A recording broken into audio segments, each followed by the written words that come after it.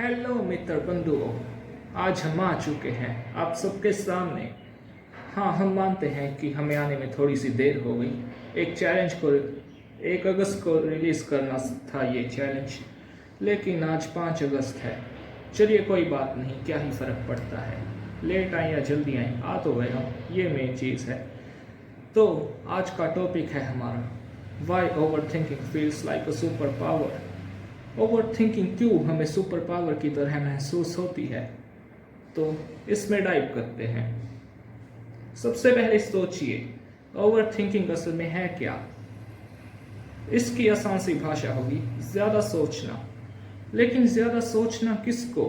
किसी थॉट को, किसी थॉट के बारे में, या फिर जो कंडीशंस उस थॉट को अराइज कर रही हैं उनके बारे में, या फिर उन कंडीशंस के बारे में सोचना जो असल में है ही नहीं, सिर्फ हमारे मन की ही गलतफहमी है।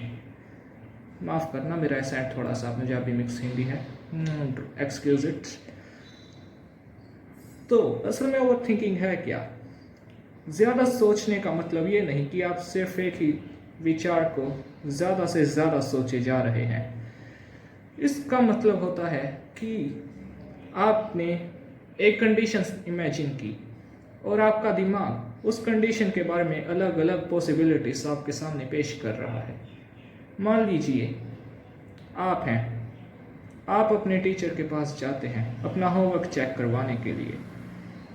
आपका टीचर उसमें आपको कई गलतियां बता देता है, लेकिन वो सिर्फ आपको ये कहता है कि बेटा इस होमवर्क में आपकी बहुत सारी गलतियां हैं। लेकिन आप बहुत पढ़ने वाले बच्चे हैं, पर आपका टीचर आपको ये नहीं बताता कि गलतियां कौन कौन सी हैं। अगर आप वैसे बच्चे हैं जो क्लास में सबसे अव्वल रहते हैं, तो आप अपने घर पर जाएंगे और उन गलतियों के बारे में सोचना शुरू कर देंगे। आखिर मेरे अध्यापक ने ऐसा कहा क्यों कि इसमें बहुत सारी गलतियां हैं। करते करते आप उन गलतियों को ढूंढेंगे, विचारेंगे, अपने मन में एनालाइज करेंगे कि कहाँ मैं गलत गया और कहाँ सही गया। आप सीरियस होंगे, तब आपको अपनी गलतियों के बारे में पता लग जाएगा। इसे हम ओवर थिंकिंग नहीं कह सकते, क्योंकि आपने उन गलतियों के बारे में सोचा और उनको एनालाइज किया ताकि आप उनको इम्प्रूव कर सकें। इससे भी अगर ओवर थिंकिंग की कैटेगरी में डाल दिया जाए तो ये गलत नहीं होगा क्या? गलत होगा। ओवर थिंकिंग एक और एग्जाम्पल से समझते हैं कि असल में क्या है। अब मान लीजिए आपके दोस्त का बर्थडे है, लेकिन वो कहीं विदेश चला गया और आपका बहुत मन था कि आपने उसे बर्थडे विश करना है, क्योंकि आप दोनों के बीच में एक वादा हुआ था कई साल पहले। जैसे फिल्मों में दोस्ती नहीं देखते आप कि ऐसे वादा वूदा हुआ, वैसे बस ऐसा कुछ समझ लेना। तो अब जो वो वादा हुआ, तब आप अपने दोस्त को बर्थडे विश करना चाहते हैं, लेकिन वो तो विदेश में है, तो अब आप विदेश कैसे जाएंगे? पहले आप सोचेंगे कि यार हमने वादा किया था कि हम साथ मिलकर बर्थडे सेलिब्रेट करेंगे। अगर आप मैच्योर हैं तो आप कहेंगे चलो कोई बात नहीं, वीडियो कॉल पर कह देते हैं हैप्पी बर्थडे। अगर आप थोड़े से इमैच्योर हैं हमारी तरह, तो आप कहेंगे ये गलत बात है, ये ऐसे कैसे विदेश चला गया एकदम से, इसने तो हमें बताया भी नहीं। आज इसका बर्थडे है और 2 महीने पहले ये विदेश चला गया, बता तो देता कम से कम। इसमें अज्यूम कर लेना कि आपके दोस्त ने आपको बताया नहीं कि वो विदेश में जा रहा है, उसने सीधा आपको वहां पर जाकर फ़ोन किया। तब आपको बहुत दुख होगा, अंदर से बहुत गलत सा भी लगेगा। तब आप ज़्यादा से ज़्यादा सोचने लगेंगे कि आखिर उस दोस्त ने मेरे साथ ऐसा क्यों किया, उसने मुझे बताया क्यों नहीं कि वो विदेश जा रहा है। क्या वो मुझे अपना दोस्त नहीं मानता, या फिर उसकी ज़िंदगी में कोई ऐसी परेशानी थी कि उसने मुझे बताया नहीं, या फिर उसके परिवार वालों ने उसके साथ ज़बरदस्ती की और उसे बाहर भेज दिया, या फिर उसी की किसी गलत हरकत के कारण वो बाहर चला गया। क्या उसका वीज़ा लग गया था, या फिर वो डंकी लगाकर बाहर गया है? अगर आप सच में अपने दोस्त से प्यार करते हैं तो आपके मन में ऐसे ऐसे विचार आने लगेंगे। हाँ, एग्जैक्टली ऐसे नहीं आएंगे, इनसे रिलेटेड कुछ भी आ सकता है।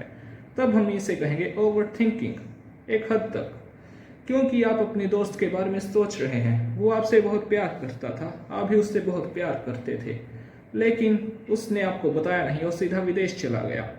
तब आपको बहुत दुख हुआ, इसलिए आप सोचने लगे कि आखिर ऐसा क्यों हुआ।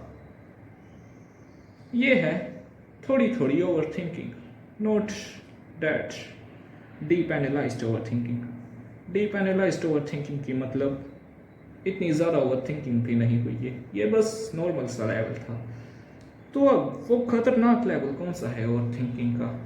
खतरनाक लेवल है, मान लीजिए आपका कोई दोस्त है और वो आपके घर पर आने रहने लग गया एकदम से। उसने आपको बताया नहीं कि वो यहाँ पर क्यों आया, कैसे आया। अब ये मान के चलना कि वो कोई आपका दूर का दोस्त नहीं, आपका बहुत ही सबसे खास दोस्त है, बेस्ट फ्रेंड जिसे आप कह सकते हैं।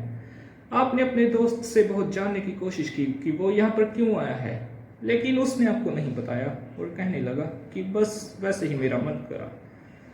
जब आपका दोस्त आपके करीब होता है तब वो बिल्कुल परेशान सा रहता है और आप पूछते भी हैं कि ऐसा क्यों है, लेकिन वो आपको नहीं बताता।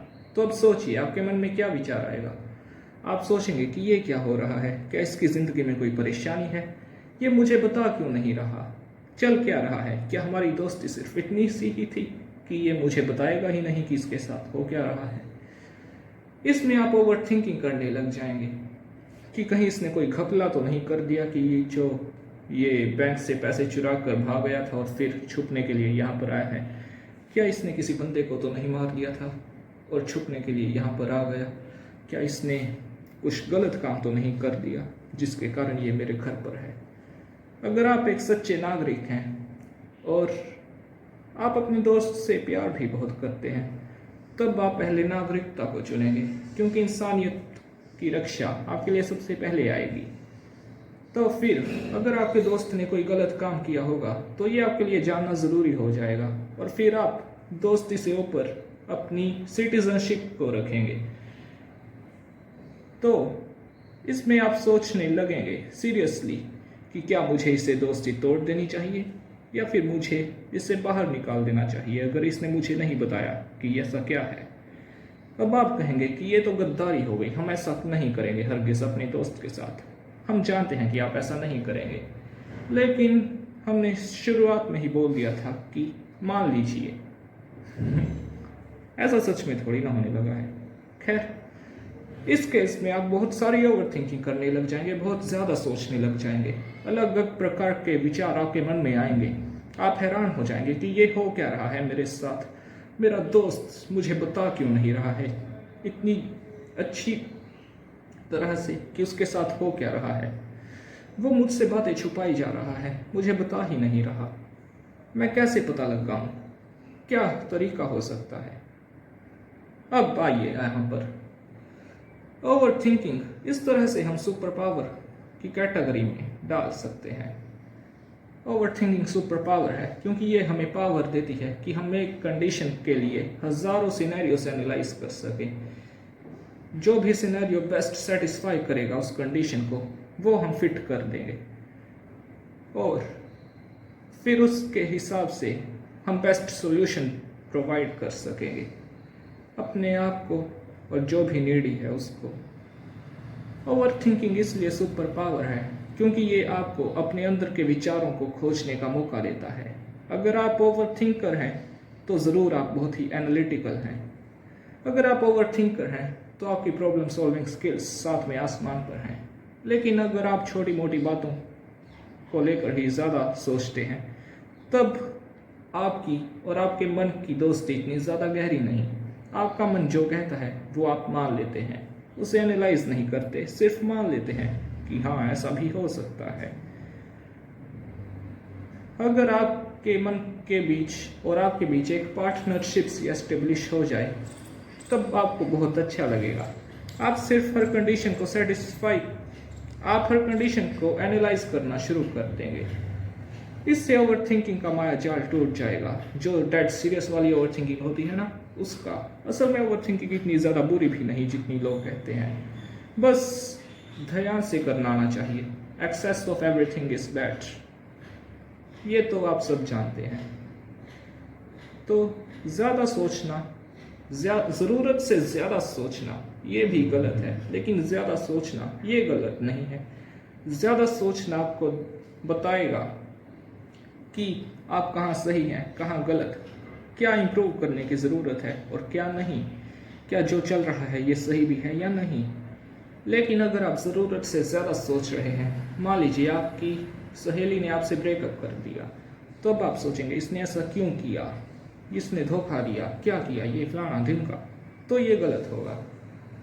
अगर आप उसको लाइट हार्टेड लेकर सोचेंगे कि चलो कोई बात नहीं, एक गई हज़ारों खड़ी हैं, एक और आ जाएगी, लेकिन अगर आप ऐसा सोचेंगे कि क्या इसने ब्रेकअप मेरी गलती की वजह से किया है, तो फिर आप अपनी गलतियों को सुधारना शुरू कर देंगे और फिर आप एक और बेहतर इंसान बन जाएंगे। बिल्कुल आप बेहतर अब भी हैं, लेकिन अपने आप को इम्प्रूव करके भला कौन बेहतर नहीं बनता, सब बनते हैं।